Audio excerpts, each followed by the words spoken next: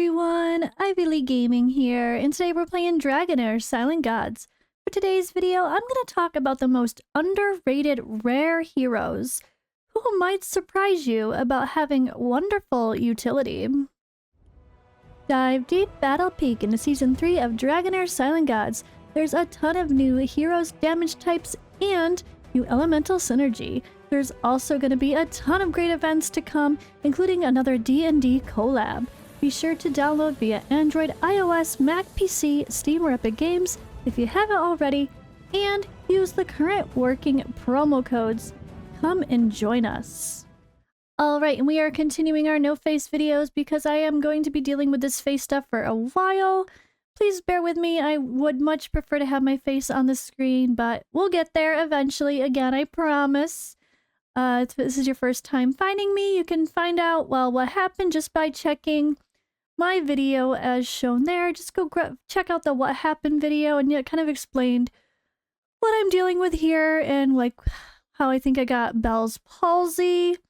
And yeah, not fun, but I'm trying to do my best to make it work. So appreciate you guys still hanging out and watching the content, even though I am not quite here 100%, but I'm trying. All right, so for today's video, we are talking about rare heroes. I'm on Season 3. I played Season 0, which was the beta, which was a full season though. So I've already played through 3 seasons. I'm on my 4th, and I feel like we've got a good handle on which heroes maybe people don't talk about enough that they should. Like, there's some obviously good ones, but there are some surprisingly underrated heroes that really shine in some content.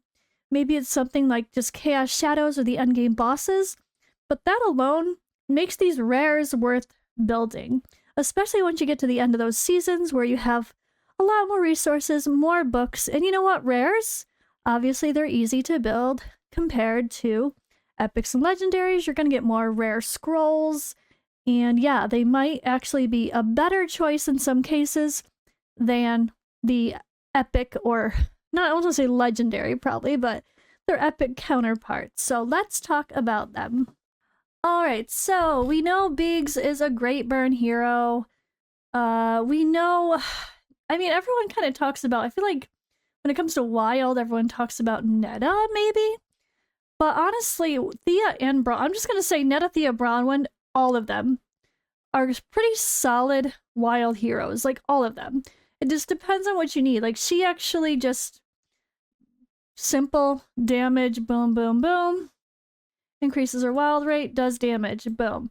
All of these heroes can be used. They're very good.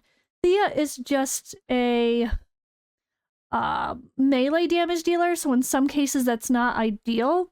So you're probably going to use Bronwyn or Netta versus the Chaos Shadow bosses if you're working on a wild team and you need a ranged damage dealer. So again, he ignores shield, so that can come in handy for if maybe one of these bosses actually has a shield. He gains attack up. And each successful wild check by an ally grants a damage bonus. So he actually gets better when the allies do wild procs. But Thea can do a ton of damage.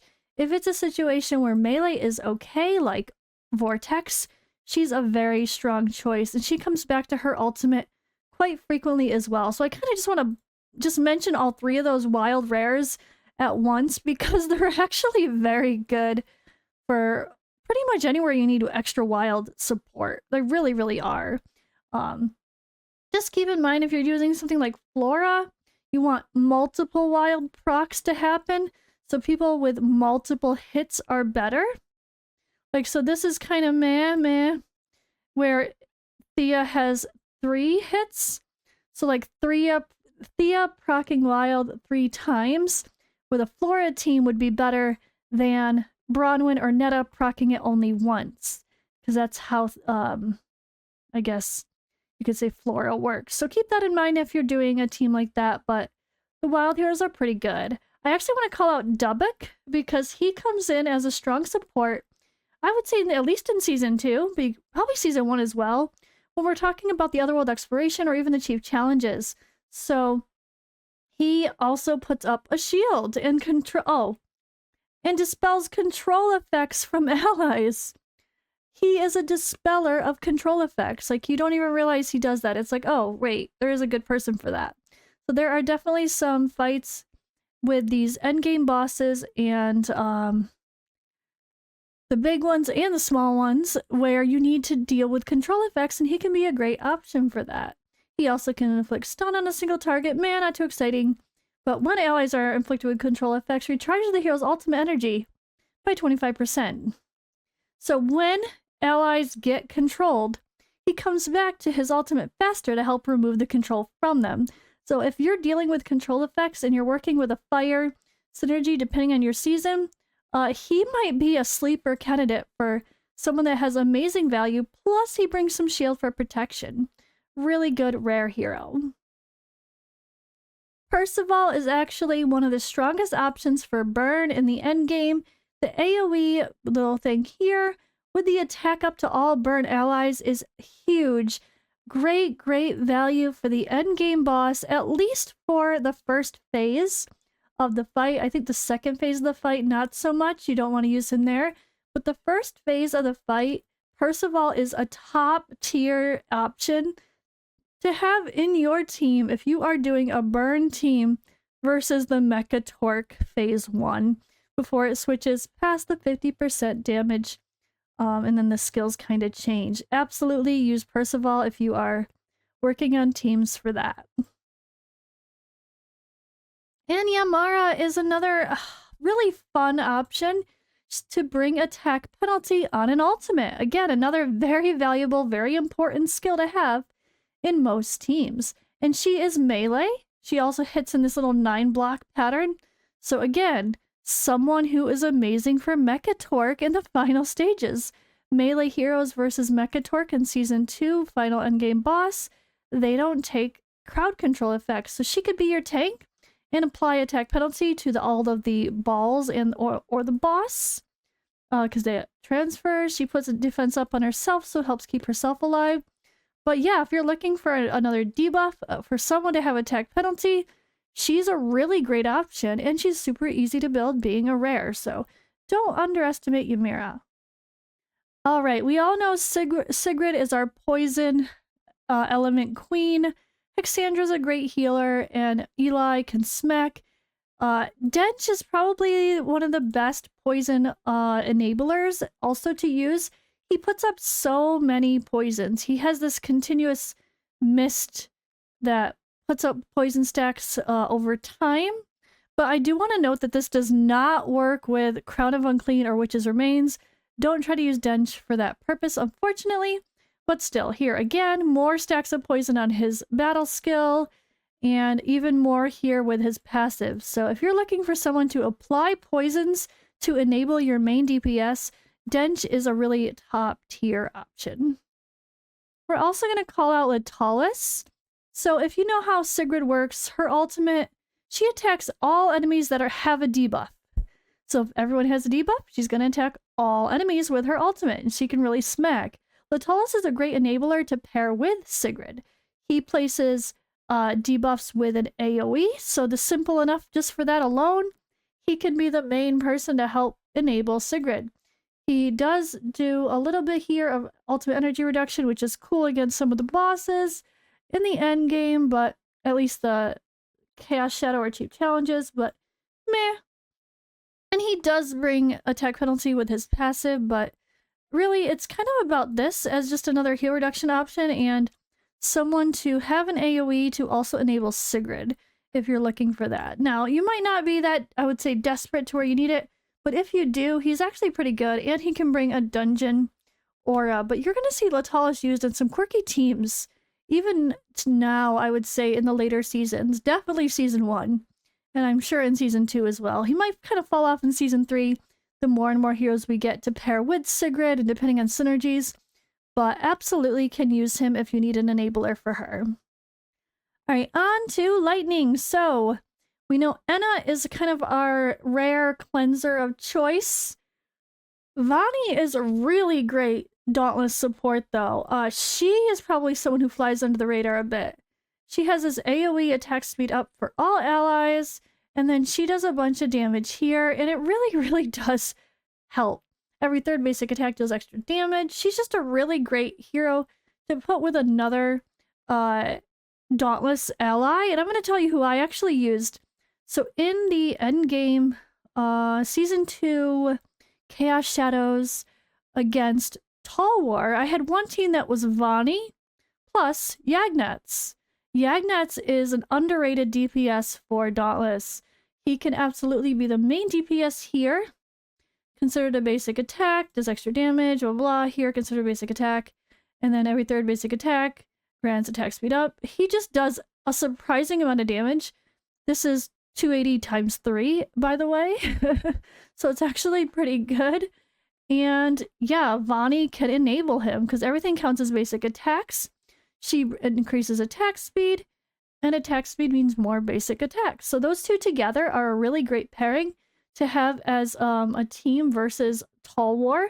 I have some videos about that as well. And hell, even Enna at a level 1 works against that Tall War boss too. So if you are working on Season 2 and you're trying to put together some more teams, Vani plus Yagnetz is actually very easy to get 22 million with. You could actually do a full rare team, I bet. With Vani, Enna, so Vani, Yagnetz, Enna, Irina, and then I don't even know. I guess you would need a good tank though, on top of that. But yeah, you could probably go mostly rares and get away with that for the sake of a Tall War boss fight, which I think is pretty cool. And speaking of top tier damage versus like the Chaos Shadows and endgame content, Welby really came into light in Season 2 as well. He does great damage. He has an AoE, so that's great against well, the endgame boss, the Mechatork, and it's still great against the other boss too. He recharges his ultimate energy, he comes back to his skill more often. He actually really smacks, and he can be the main DPS for a rally team. I kind of had him and Alton together, and depending on how I built them, like, he did more damage than Alton, and Alton was more the enabler sometimes, which was really cool as well. And I was really surprised by his damage, but you can have Welby and one other rally hero if you want to do some fights against the Chaos Shadow bosses in Season 2, absolutely. I honestly can't remember how he would work in Season 1. I don't even remember the boss right now, but I'm sure if you build him, you won't regret it because you will use him later on in future seasons. Alright, I'm just going to quickly mention, we know Ivania is kind of our rare enabler for rally, so if you're looking for someone to be part of a rally team and also be an enabler, she's very good as long as you're in a situation where melee is okay. There's definitely some situations where melee can be rough, like Season 2. Actually, it is pretty rough, which is why I didn't use her. I used Welby instead and found him to be quite fun. But Ivania is a great enabler if you can get away with melee. And speaking again of underrated Season 2, most of this is like people that really came to light later on for me, is Kaleido. I think I used him in Season 1 and Season 2 to be fair, but against the endgame content, he heals all allies in range based on enlightenment and target HP. Simple enough. Ally protection, the ally with lowest HP, and defense up. So he was pretty good. He's melee. He was really helpful though. Like I just found him as someone else to use as support in my teams versus all the Chaos Shadow bosses, and yeah, I used him a lot more than I expected, and he brings a little HP aura, not great, but sometimes you're just looking for any aura, and that can really help, and don't underestimate him if you're trying to build all those teams out. I have to say, when I built 15 teams in Season 2 versus Chaos Shadows, you need all the support you can get, and Radiant is just full of it, because it was Radiant plus Ice with all those wonderful Ice Blast and Frost heroes. But you know what? Radiant kind of was the key for support, and he was absolutely one of them that I used as a healer. So really good support hero. We all know Quarion is a strong one, so let's just move on from there.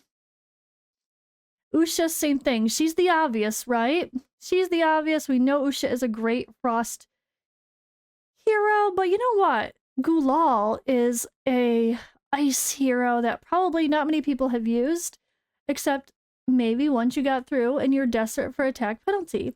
Again, season 2, attack penalty with ice and radiant was a very hard synergy to find that role for, and he is actually one who has attack penalty 2 on his ultimate. So simple enough, that was his main value. He can be your guy to place the attack penalty 2 on a timer, and then you could make him be Witch's Remains or Crown of Unclean, or put him in a Mona Lisa set, or put him in whatever other set you need to try, or like, I guess in this case you could put him in the Cyril set as well in season 2 to get attack on allies, like when he places a debuff. There's just a lot of really cool support there that you probably don't even realize he's actually very strong for.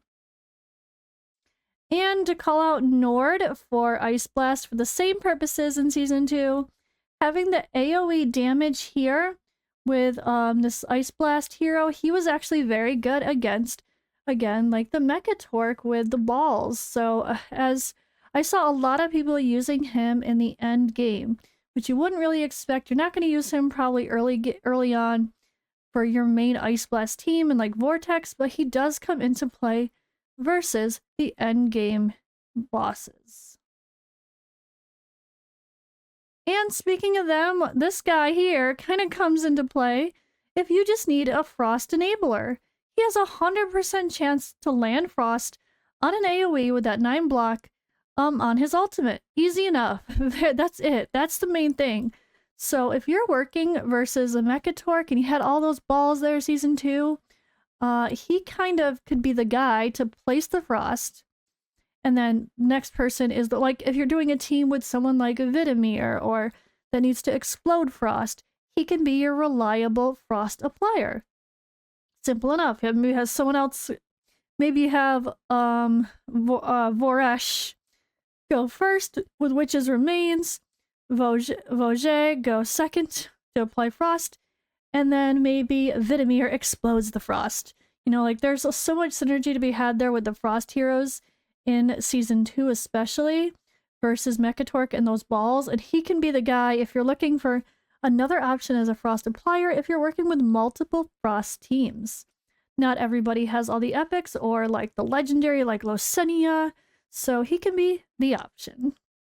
And I think we all know Megan is a great support, so let's skip her. Fitz is a great tank if you need a cleanser. You can build him with high resistance, but you know what? Adri really came into light in Season 2 as well as a strong DPS because she's very easy to build. So she ignores 30% of resistance. So if you want her to place her debuffs to accuracy penalty and recharging speed penalty, she doesn't need that much accuracy at all. It's like 130 or something really low to place that against the boss or the Chaos Shadows. So it makes her super easy to build because you can just build her as a pure DPS. She hits 3 times 280. She reduces ultimate energy and places a recharging speed penalty as well. She can be a strong DPS that you can actually build with very high stats that still applies debuffs because she's so easy to build for just a tiny bit of accuracy that you happen to throw in there. So if you need a main DPS for your team versus, oh gosh, which one was that? Necro versus, I forgot what boss now. Shinocton. She was the girl as the main DPS. Megan was actually built as a tank. That's an underrated way to building Megan as a tank and placing her at the top corner front row to be the one to get hit by the boss. She's so easy to build as a tank because that's all you need to do. Just throw defense and HP and nothing else on her. And yeah, she can surprise you as well for some extra utility. But yeah, there you go, guys. I think that sums up some of the best. I mean, there's so many more we could talk about overall. I tried to skip the obvious ones that we already know are the top tier rares for this conversation. And hopefully this helps you find some more that maybe you haven't played with yet, especially if you're looking into the endgames content for Season 1, 2, or deeper into Season 3. But alright guys, thank you for watching. I will see you in the next video. And if you haven't already, be sure to download Dragonheir Silent Gods now using the link in the description or the pinned comment. It's available on Android, iOS, Mac, PC, Steam, and Epic Games.